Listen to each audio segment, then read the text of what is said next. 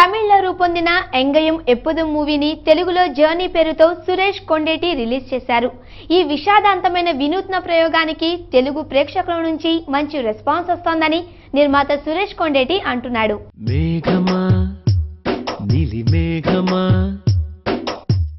ఎదురు చూశాని పూల జల్లుకి వర్షమా వలపుల వర్షమా కాచుకున్నాని మొదటి ముద్దుకి కన్ను మూయల చెవి మోగల ముద్ద మింగల నొట నవ్వల.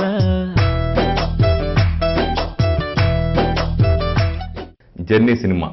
ఈ సినిమా తమిళ్లో ఎంగేయం ఎప్పుదు పేరుతో నిర్మితమైన సినిమా. ఇది తమిళ్లో 4 times బిగ్ సక్సెస్ అయితే ఇక్కడ 20 times బిగ్ సక్సెస్ చేశారు. గత ఏడాది 2011లో వచ్చిన biggest musical youth and family entertainer సినిమాగా ఈ సినిమా విజయం సాధించింది.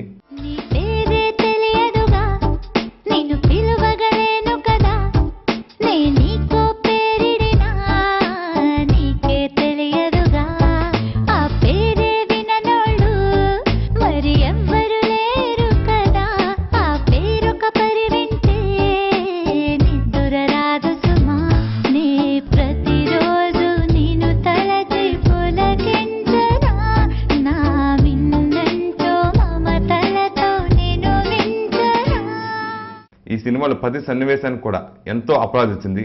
ముఖ్యంగా శర్వానంద్ పెర్ఫార్మెన్స్ కానీ, జై పెర్ఫార్మెన్స్ కానీ, అంజలి పెర్ఫార్మెన్స్ కానీ, అనన్య పెర్ఫార్మెన్స్ కానీ, వీళ్ళ నలుగురు పెర్ఫార్మెన్స్లు చాలా అద్భుతంగా బాగా కుదిరాయి. శర్వానంద్ గారు చాలా అద్భుతంగా చేయడం జరిగింది. సో ప్రతి ఫ్రేమ్లోనూ ఆయన డైరెక్షన్ టాలెంట్ ఏంటో ఈ సినిమాలో కనిపిస్తుంది. అలాగే ఆడియో పరంగా కూడా మ్యూజికల్గా కూడా 2011 మ్యూజికల్ హిట్ సినిమా జర్నీ అవుతుంది. గోవిందా సిటీలో కొత్త పిల్ల కొర కొర చూసేరా ఒంటరి జింక పిల్ల ఎందుకొచ్చిందో ఏమి అవుతుందో.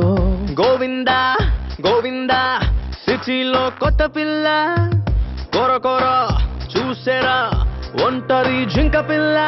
అమ్మ నాన్న ఏమి పేరు ఈమెకి పెట్టారు, అరే సుత్తి అన్న పేరు నేని సుందరి కడతారో.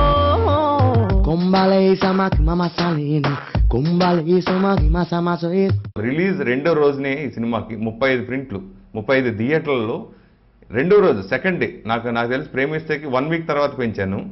దాదాపు 35 ప్రింట్తో రిలీజ్ చేస్తే ఒక 50 థియేటర్లు 1 వీక్ తర్వాత పెంచాను. కానీ ఈ సినిమాకి రెండో రోజే 35 థియేటర్స్ అదనంగా పెంచడం జరిగింది.